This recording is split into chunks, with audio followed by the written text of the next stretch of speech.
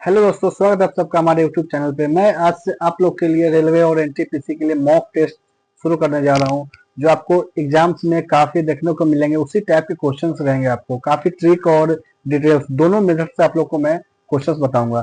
तो पहला क्वेश्चन कह रहा है, एक त्रिभुज के कोणों का अनुपात 2:1:3 दिया गया है, तो सबसे बड़े और सबसे छोटे कोण का अंतर पूछ रहा है। तो तीनों कोणों का योग कितना होता है? 180 होता है। और इसका हमको रेशियो दिया गया है 2:1:3 6 6 इक्वल टू 180 हो गया, तो 1 इक्वल टू कितना हो जाएगा? 30 हो जाएगा।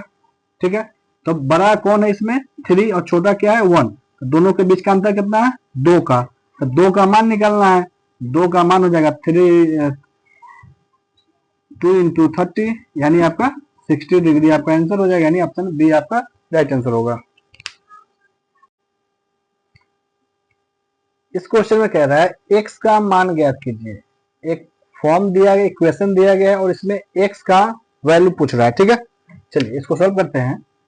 यहाँ पे दिया गया 3 के पावर x और ये क्यूब रूट में है, तो 3 के पावर x और इस 3 को 1/3 लिख सकते हैं होल पावर, और इक्वल टू में 27 को 3 का क्यूब लिख सकते हैं, तो 3 का क्यूब ही 27 होता है। अब यहाँ पे 3 और ये x इंटू में 1/3 हो जाएगा, तो 3 के पावर x/3 हो जाएगा। इधर 3 के पावर 3, जब बेस सेम है तो पावर भी सेम हो जाती है, तो x/3 के इक्वल टू 3 हो जाएगा, यानी x का वैल्यू यहाँ से ले लेंगे तो नीचे 1 इंटू एक्स तो x, और 3 इंटू 3 तो 9, क्रॉस मल्टीप्लाई में x का वैल्यू क्या आ जाएगा? 9 हो जाएगा, यानी ऑप्शन सी आपका राइट आंसर है।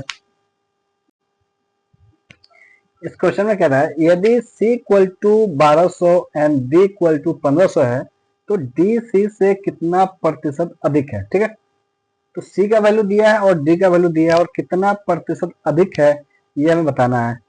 तो पहले ऐसे देखेंगे कितना ज्यादा है? 300 है, यानी 300 ये ज्यादा है। कितने पे ज्यादा है? 1200 पे, तो बटा में 1200 डाल देंगे और 100 से मल्टीप्लाई कर देंगे प्रतिशत में चेंज करने के लिए। ठीक है, अब देखिए 0 से 0 कट जाएगा, ये 0 चला जाएगा, 3 से ये 12 4 बार में कटेगा, और 4 से ये 100 25 बार में कटेगा, यानी 25% आपका आंसर आ गया, यानी ऑप्शन सी आपका राइट आंसर है। इस क्वेश्चन में कह रहा है, तीन संख्याओं का अनुपात 5:6:8 दिया गया है। यदि तीनों संख्याओं का योग 380 है, तो तीनों संख्याओं में से सबसे छोटी संख्या क्या है, यह हमें निकालना है। चलिए, तीन संख्या का अनुपात दिया है कितना? 5, 6 और 8, और तीनों का योग भी दिया है 380। तो इस तीनों को ऐड करेंगे, कितना हो जाएगा? 5 और 6 11, 11 और 8 19, यानी तीनों का योग कितना हो गया? 19, और इसका वैल्यू हमें दिया क्या कितना है? 380 दिया है। तो एक का वैल्यू क्या हो जाएगा? इससे इसको कैंसिल करेंगे, कितने बार में होगा? 20 बार में हो जाएगा। ठीक है, अब पूछ रहा है इस तीनों में से सबसे छोटी संख्या क्या है? तो 5 और 6 और 8 में सबसे छोटी क्या है? 5 है, तो 5 का वैल्यू निकाल लेंगे, तो 5 इंटू 20 कितना हो जाएगा? 100, यानी ऑप्शन डी आपका राइट आंसर होगा। इस क्वेश्चन में कह रहा है, हितेन अपने कलम को 9800 रुपये पे अंकित करता है तथा 20% की छूट देने के पश्चात भी वह 12% का लाभ कमाता है, तो कलम का क्रय मूल्य क्या होगा वो हमें निकालना है। ठीक है, तो यहाँ पे देखिए MP यानी अंकित मूल्य कितना दिया है? 9800 दिया है।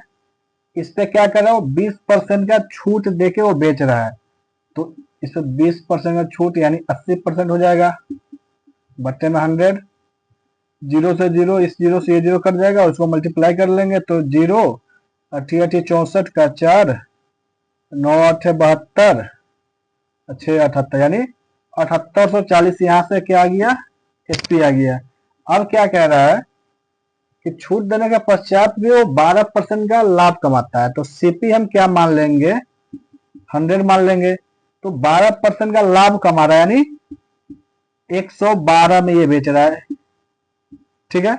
तो 112 का यहाँ पे वैल्यू हमको कितना दिया है, 7840।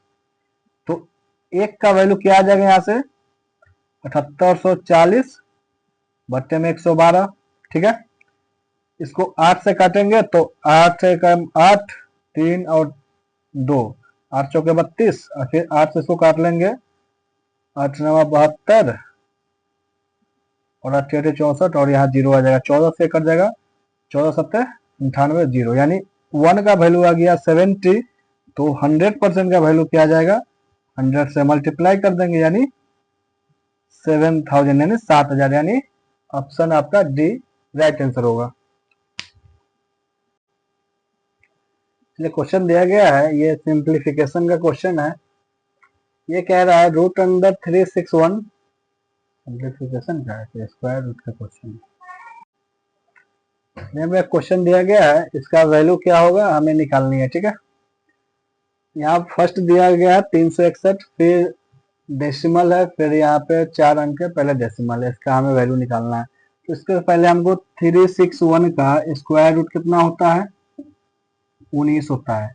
तो इसका वैल्यू तो 19 हो जाएगा। फिर प्लस में यहाँ पे डबल जीरो के पहले, डबल अंक के पहले दशमलव है, यानी डबल अंक मतलब 100।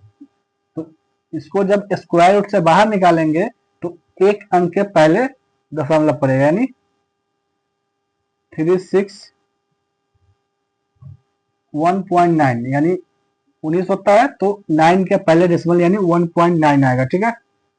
प्लस यहाँ पे 4 अंक के पहले डेसिमल है, यानी कि जब इसको स्क्वायर रूट से बाहर निकालेंगे तो 2 अंक के पहले डेसिमल आएगा, यानी 19 होता है स्क्वायर रूट, तो 0.19 होगा, ठीक है। अब इस तीनों को ऐड कर लेंगे तो हमारा आंसर हो जाएगा। अब डेसिमल के बाद सभी को इक्वल कर लेंगे, तो 9 फिर 1 और 9 या 10 हासिल एक हो जाएगा, फिर 1 और 9 1 10 और 1 11 हो जाएगा, 1 1 2, यानी 21.09, यानी ऑप्शन डी आपका राइट आंसर है।